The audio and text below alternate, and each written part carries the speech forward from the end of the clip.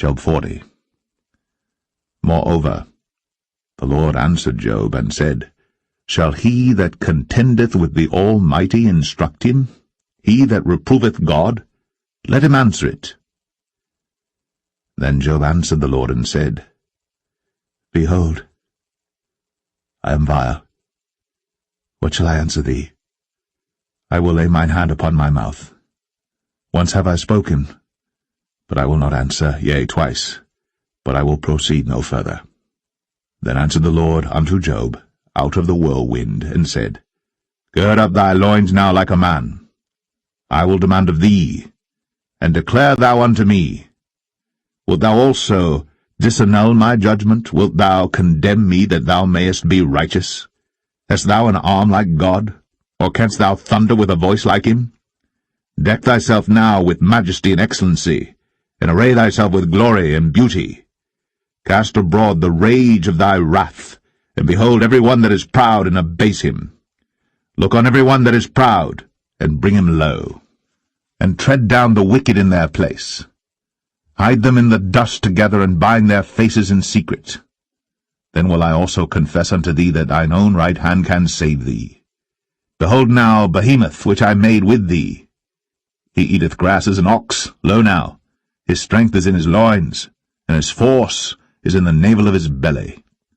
He moveth his tail like a cedar, the sinews of his stones are wrapped together.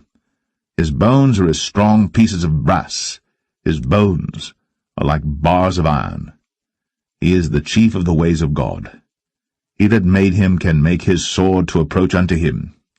Surely the mountains bring him forth food, where all the beasts of the field play. He lieth under the shady trees in the covert of the reed and fens. The shady trees cover him with their shadow. The willows of the brook compass him about. Behold, he drinketh up a river, and hasteth not. He trusteth that he can draw up Jordan into his mouth. He taketh it with his eyes. His nose pierceth through snares.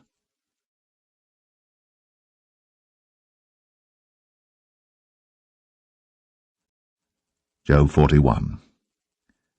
Canst thou draw out Leviathan with an hook, or his tongue with a cord which thou lettest down? Canst thou put an hook into his nose, or bore his jaw through with a thorn? Will he make many supplications unto thee? Will he speak soft words unto thee? Will he make a covenant with thee? Wilt thou take him for a servant for ever?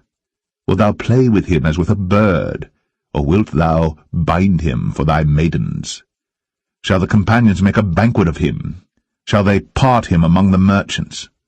Canst thou fill his skin with barbed irons, or his head with fish spears? Lay thine hand upon him. Remember the battle. Do no more. Behold, the hope of him is in vain. Shall not one be cast down even at the sight of him? None is so fierce that dare stir him up. Who then is able to stand before me? Who hath prevented me that I should repay him? Whatsoever is under the whole heaven is mine. I will not conceal his parts, nor his power, nor his comely proportion. Who can discover the face of his garment, or who can come to him with his double bridle? Who can open the doors of his face? His teeth are terrible round about. His scales are his pride, shut up together as with a close seal. One is so near to another that no air can come between them. They are joined one to another. They stick together, that they cannot be sundered. By his sneezings a light doth shine, and his eyes are like the eyelids of the morning. Out of his mouth go burning lamps, and sparks of fire leap out. Out of his nostrils goeth smoke, as out of a seething pot or cauldron. His breath kindleth coals, and a flame goeth out of his mouth. In his neck remaineth strength, and sorrow is turned into joy before him. The flakes of his flesh are joined together. They are firm in themselves. They cannot be moved. His heart is as firm as a stone, yea, as hard as a piece of the nether millstone. When he raiseth up himself, the mighty are afraid. By reason of breakings they purify themselves. The sword of him that layeth at him cannot hold, the spear, the dart, nor the habergeon. He esteemeth iron as straw, and brass as rotten wood. The arrow cannot make him flee. Slingstones are turned with him into stubble. Darts are counted as stubble. He laugheth at the shaking of a spear. Sharp stones are under him. He spreadeth sharp-pointed things upon the mire. He maketh the deep to boil like a pot. He maketh the sea like a pot of ointment. He maketh a path to shine after him. One would think the deep to be hoary.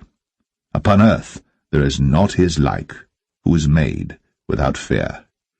He beholdeth all high things. He is a king over all the children of pride.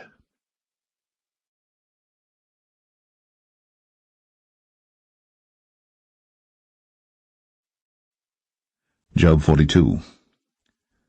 Then Job answered the Lord and said, I know that thou canst do everything, and that no thought can be withholden from thee. Who is he that hideth counsel without knowledge? Therefore have I uttered that I understood not, things too wonderful for me which I knew not. Hear, I beseech thee, and I will speak. I will demand of thee, and declare thou unto me. I have heard of thee by the hearing of the ear, but now mine eye seeth thee. Wherefore I abhor myself, and repent in dust and ashes. And it was so that after the Lord had spoken these words unto Job, the Lord said to Eliphaz the Temanite, My wrath is kindled against thee, and against thy two friends, for ye have not spoken of me the thing that is right, as my servant Job hath. Therefore take unto you now 7 bullocks and 7 rams, and go to my servant Job, and offer up for yourselves a burnt offering, and my servant Job shall pray for you. For him will I accept, lest I deal with you after your folly, in that ye have not spoken of me the thing which is right, like my servant Job. So Eliphaz the Temanite, and Bildad the Shuhite, and Zophar the Naamathite went and did according as the Lord commanded them. The Lord also accepted Job. And the Lord turned the captivity of Job when he prayed for his friends. Also the Lord gave Job twice as much as he had before. Then came there unto him all his brethren, and all his sisters, and all they that had been of his acquaintance before, and did eat bread with him in his house. And they bemoaned him, and comforted him over all the evil that the Lord had brought upon him. Every man also gave him a piece of money, and every one an earring of gold. So the Lord blessed the latter end of Job more than his beginning. For he had 14,000 sheep, and 6,000 camels, and 1,000 yoke of oxen, and 1,000 she-asses. He had also 7 sons and 3 daughters. And he called the name of the first Jemimah, and the name of the second Keziah, and the name of the third Karen-Happuch. And in all the land were no women found so fair as the daughters of Job. And their father gave them inheritance among their brethren.